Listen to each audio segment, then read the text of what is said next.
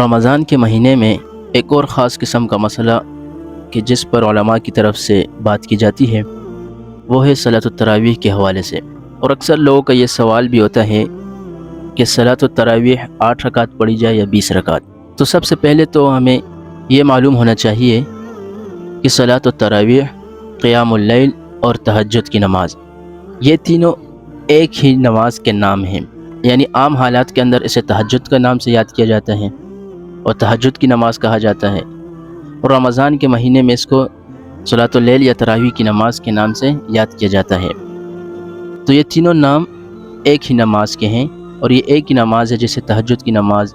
یا تراویح کی نماز اور صلاۃ اللیل یا قیام اللیل کہا جاتا ہے۔ اور پھر اس کے ساتھ دوسری بات جو یہ ہے، ہمیں اس نماز میں نبی علیہ السلام کے طریقے کو دیکھنا چاہیے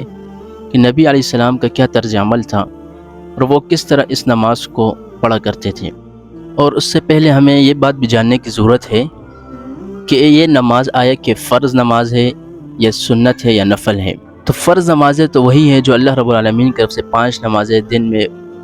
فرض کی ہوئی ہیں۔ اب اس کے علاوہ کوئی بھی چھٹی ایسی نماز نہیں جو کہ امت پر نبی علیہ السلام کی طرف سے یا اللہ رب العالمین کی طرف سے فرض کی گئی ہو۔ اس کے علاوہ جتنے بھی نمازیں ہیں وہ یا تو سنن میں ہیں، سنن مؤکدہ، یا پھر نوافل ہیں۔ تو یہ صلاۃ اللیل یا تراویح کی نماز یہ بھی نفل نماز ہے، جس طرح کہ نبی علیہ السلام کی حدیث سے بھی ہمیں یہ بات معلوم ہوتی ہے۔ نبی علیہ السلام نے جب شروع کے 3 دنوں میں باجماعت صلاۃ التراویح پڑھائی، پھر اس کے بعد جو ہے نبی علیہ السلام چوتھے دن اپنے گھر سے باہر نہیں آئے، اور صحابہ اکرام جو ہے نبی علیہ السلام کا باہر انتظار کرتے رہے۔ لیکن جب فجر کے قریب نبی علیہ السلام باہر آئے تو نبی علیہ السلام نے کہا کہ مجھے معلوم تھا کہ آپ لوگ آج پھر میرا انتظار کر رہے تھے کہ تاکہ ہم رات کی نماز جماعت کے ساتھ پڑھیں۔ تو نبی علیہ السلام نے کہا میں اس وجہ سے نہیں آیا تاکہ مجھے اس بات کا ڈر تھا کہ نماز کہیں تم پر فرض نہ کر دی جائے۔ تو اس سے معلوم ہوتا ہے کہ یہ نماز فرض نہیں ہے بلکہ یہ نفل نماز ہے۔ اور پھر جو دوسری بات اس سے ہمیں یہ معلوم ہوتی ہے کہ نبی علیہ السلام کا تو تراویح پڑھانے کا انداز تھا یا وہ کس طرح پڑھاتے تھے۔ اب اس کے بعد ہمیں یہ جاننے کی ضرورت ہے کہ آیا نبی علیہ السلام 20 رکعت پڑھتے تھے یا 8 رکعت، یعنی سنت کیا ہے، نبی علیہ السلام کا طریقہ کیا ہے۔ تو احادیث کی روشنی میں ہمیں تو یہی معلوم ہوتا ہے کہ نبی علیہ السلام نے 8 رکعت پڑھی ہیں، جس طرح کہ صحیح بخاری کی روایت ہے۔ ابو سلمہ بن عبد الرحمن عائشہ رضی اللہ عنہ سے پوچھتے ہیں کہ نبی علیہ السلام نے رمضان میں کتنی رکعت نماز پڑھی ہے، رات کی کتنی رکعت نماز پڑھی ہیں؟ تو عائشہ رضی اللہ عنہ جواب دیتی ہیں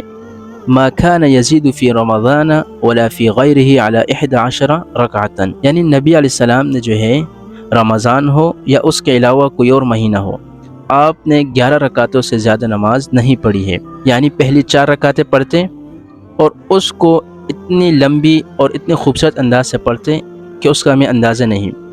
اور پھر اسی طرح اس کے بعد 4 رکعت پڑھتے اور وہ بھی اسی طرح لمبی اور خوبصورت انداز سے پڑھتے، اور یہ 4 ایک ساتھ نہیں، ایک سلام کے ساتھ نہیں ہوتی تھی، بلکہ یاد رہے کہ یہ 2 رکعت کر کے نبی علیہ السلام کا طریقہ یہ تھا کہ 2 مسنا کر کے پڑھتے تھے۔ پھر اس کے بعد جو ہے عائشہ رضی اللہ عنہ آگے فرماتی ہیں کہ آخر میں نبی علیہ السلام 3 رکعت وتر پڑھتے تھے۔ یہ ایک حدیث ہے کہ اس سے ہمیں معلوم ہوا کہ نبی علیہ السلام نے 8 رکعت صلاۃ التراویح اور 3 رکعت وتر پڑھے ہیں۔